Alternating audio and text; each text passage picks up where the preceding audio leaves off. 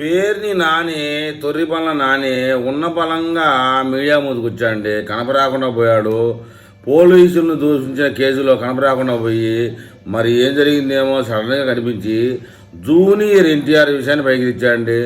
Junior NTR రాజకీయాల్లోకి వచ్చినా కూడా కొడాలి నాని చేపట్టుకొని తిరుగుతాడంట. ఇది అసలు ఈ మాటకి ప్రస్తుత రాజకీయానికి సంబంధమే లే. వాడి పని వాడి కేసులు వాడి కథ చూసుకోకుండా జూనియర్ ఎన్టీఆర్ మీద పడి ఒక్కసారిగా వైసీపీ పార్టీకి ఈ పేటీఎం వాళ్ళకి కంటెంట్ అందించడానికి పనికొచ్చే మాటలు తప్పితే ఇంకోటి కాదు. పోతే ఆంధ్రప్రదేశ్ రాజకీయాల్లో అధికార వైసీపీ విపక్షాల మధ్య మాటల యుద్ధం కొనసాగుతూ ఉన్నప్పటికీ ఏం మాట్లాడాలో దిక్కు తెలియక ఈ పిచ్చినాయాలో జూనియర్ ఎన్టీఆర్ విషయం బయటకు తెచ్చినాడు.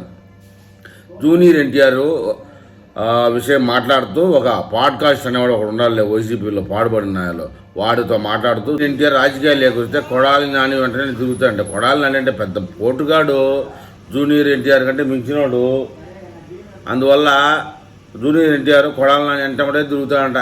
ఇంకొక ఆప్షన్ లేదన్న కొడాలి నాని తప్పితే జూనియర్ ఎన్టీఆర్ జీవితం లేదన్నట్టుగా మాట్లాడాడు. భవిష్యత్తులో కూడా ఆయన జగన్ వెంటే ఉంటాడంట. జూనియర్ ఎన్టీఆర్ కూడా జగన్ వెంటనే తిరుగుతాడంట ఈ పేరు నానిగాడి మాదిరి.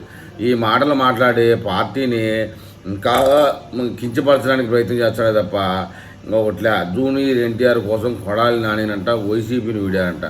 జూనియర్ ఎన్టీఆర్ కోసం కొడాలి నాని వైసీపీని వీడి స్పష్టంగా చెప్పినానంటే నేను నీకోసమే పార్టీ పెడతాను, నీ జీవితంలో ఎప్పుడైనా వస్తే నా కాడికి రా అని చెప్పేసి జూనియర్ ఎన్టీఆర్కి ఎతవ పలికినాడంట.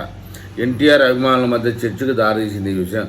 వాడు కానీ కొడాలి నాని అనేవాడు కానీ జూనియర్ ఎన్టీఆర్ని ఎంట పెట్టుకొని తిప్పితే జూనియర్ ఎన్టీఆర్కి ఉన్న విలువ ఇంటికితో సమానంగా పడిపోతుంది.